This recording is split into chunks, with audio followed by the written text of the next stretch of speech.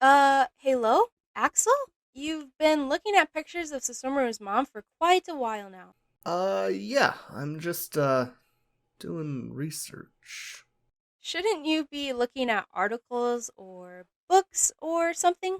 Nah, this is probably good.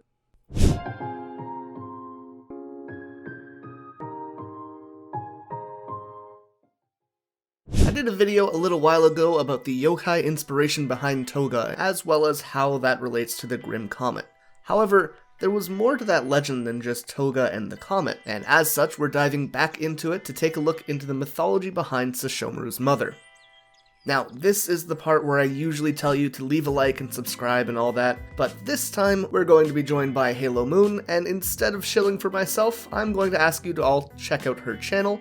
I'll link it in the description, and at the end of this video she covers series like Yashahime, Horimiya, Tokyo Mew Mew, and many more. And on top of that, we also have a video over on her channel that covers the 10 most tragic moments in Inuyasha, so you should definitely go check that one out. With that said, let's get into this video. Okay, so let's talk about Sesshomaru's mother.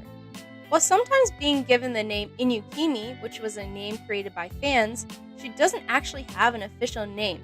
Something we will discuss later when we get into the mythology portion, which is likely a very intentional decision. She lives in a flying castle, which is honestly going right on my life goals list.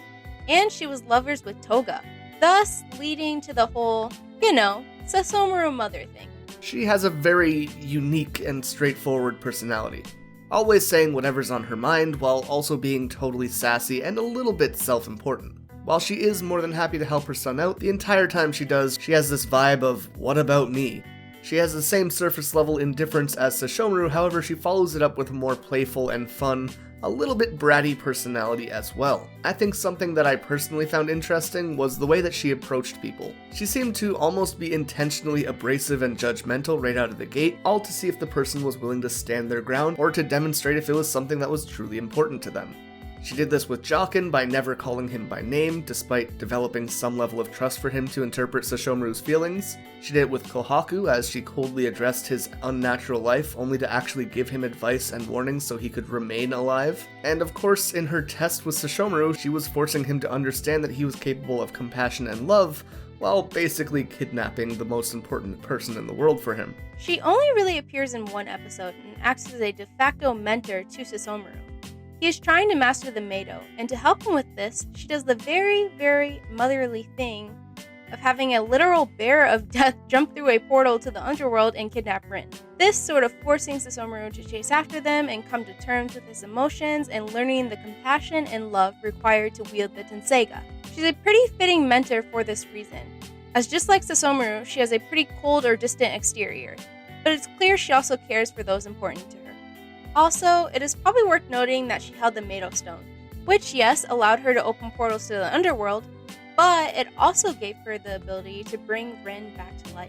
When it comes to the other dog yokai, we've talked about the Inugami in reference to Inuyasha, Sesshomaru, and Toga's love specifically for human women, and when we looked at the dog forms of Sesshomaru, his mother, and Toga, we looked into the story of the Tiango. A story which saw a mystical dog grow until he ate the moon, and which ended with the deity named Wangmu Nyangnyang capturing him, forcing him to spit up the moon, and assigning him to be the guardian of the gates of heavens. There was an important character in this story, which was barely touched upon in that story though, and that is the Wangmu Niannian, the goddess of Chinese myth, which Sesshomaru's mother was based on. And on that note, you've probably at some point asked why Sesshomaru's mother was never given a name, beyond maybe Jockin calling her Lady Mother. Well, that likely comes back to the Wangmu Niannian as well. While she might have seen a few names throughout China's history, the typical one is the Queen Mother of the West, something which I'd say is pretty reflective of Sesshomaru's mother's title. Other titles include Seiyobo in Japan, the Golden Mother of Jade, Lady Queen Mother, and one we will use for the purpose of this video, the Western Mother. Stories of the Western Mother go as far back as the 15th century BCE, where inscriptions on oracle bones mention sacrifices to her. Oracle bones, by the way, are typically ox or turtle bones, which were used for pyromancy and divination during early Chinese history, often working kind of like a magic 8-ball, where diviners would ask a question to the gods or goddesses by carving them into a bone. The bone would then be heated until it cracked, and the diviners would interpret this as an answer from the gods in some way. And in the case of the Western Mother, it seemed that there was a trend of her asking for sacrifices early on. The traits commonly associated with the Western Mother are that she is a royal woman who could grant prosperity, longevity, and happiness. This was bolstered in the 2nd century BCE when the Silk Road began operations and the West became associated with wealth, trade, and growth. She was also mentioned in a book I've talked about a few times on this channel, The Classics of Mountains and Seas. Specifically, we talked about this in our 4 Perils video. So what is it mentioned this time with the Western Mother? Well, apparently she lived atop Mount Kunlun, a place which was representative of the West, the Earth, and the heavens, meaning it was a place in which they all intersected. Much like how Sesshomaru's mother's castle is floating, which acts as a connection between Earth, the heavens, and the underworld. She was originally cast as a vicious woman with tiger's teeth who sent destruction to the land, which, what does Sesshomaru's name mean again, Halo? That would be the destruction of life. However, once the Tao religion began to grow in China, her role would swap more to represent life and immortality, which, when we consider her interactions with Rin, the Meido Stone, and just her role in relationship with the underworld, is pretty fitting. Furthermore, the Western Mother is considered one of the most powerful and important deities of historic China, and as if we look at Sesshomaru's mother, that kind of fits too. Toga was easily one of the most powerful and respected demons of his time, and Sesshomaru followed in those footsteps.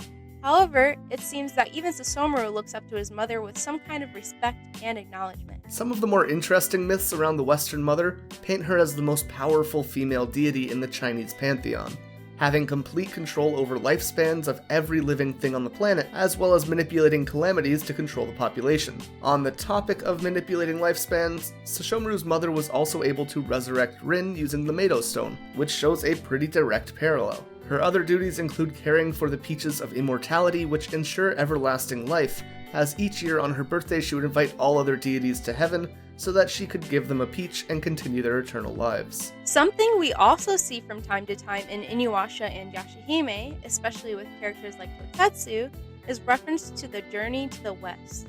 And in that story, we even see these peaches being tended to by the monkey king's son, Wukong. That said, in this story, Wukong would go on to defy the Western Mother and her husband, the Jade Emperor, eating all the peaches himself and being banished from heaven and forced to live under a mountain for 500 years. Now, the final thing that I want to mention about the Western Mother was her tie to human emperors. She was the only member of the Chinese pantheon who was able to speak directly to humans, as the roots of her peach tree acted as a kind of pipeline from heaven to earth. However, the only people she would choose to speak to were Chinese emperors, and in these conversations she would give them the mandates of heaven, being the divine right to rule, as well as the secrets to immortality. But yeah, it seems like Sesshomaru's mother was based on one of the most important and powerful characters in Chinese mythology, which is pretty damn fitting and interesting. Of course, let me know what you guys think of Sesshomaru's mother and the story of the Western Mother. Do you think it lines up really well? Do you wish they would have interpreted some things differently? Let me know what you guys think. I hope you guys enjoyed this video, and if you did, remember to leave a like and subscribe, and of course go check out Halo's video where we talk about the 10 most tragic moments of Inuyasha. Guys, I know how many people roughly will watch this video. Can we get Halo to 500 subscribers? She's currently sitting at about 150, and I think that would make her incredibly happy, so please do me a favor and go spread some love in the Inuyasha community. As always, I would like to give a big thank you to our Patreon, with our Dai Yokai Aikerochu, Jacob Wiley, and Iffy Babes, our Yokai NL Cruz, Bloodwolfmon, Jamie Heck, Joker Rose, Lucifina Akuma, and our Hanyo, Anthony Hogan, Ice, Wallow Cum, Kiwi Dog, Love the Kiwi, Michael Greyco, Nega Kitty, Samantha Olsen, Savage Camel, and Simon Electric. Thank you guys so much for watching, and until next time, remember to stay excellent.